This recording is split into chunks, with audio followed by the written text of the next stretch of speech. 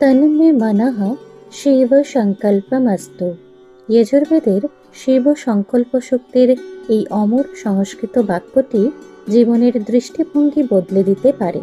বাক্যটির সন্ধি বিচ্ছেদ করলে প্রতি পদের অর্থ নিম্নরূপ হয়: তৎ অর্থাৎ সেই, মে অর্থাৎ আমার, মনঃ অর্থাৎ মন, শিব সংকল্পম অর্থাৎ শুভ বা মঙ্গলময় সংকল্পযুক্ত, অস্তু মানে হোক।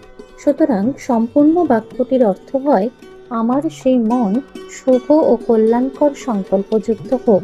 অর্থাৎ ঈশ্বর বা প্রকৃতির কাছে আমার প্রার্থনা, আমার মন যেন কোনো হিংসা, ঈর্ষা বা নেতিবাচক চিন্তায় না জড়ায়, বরং সৃষ্টির কল্যাণে নিয়োজিত থাকে।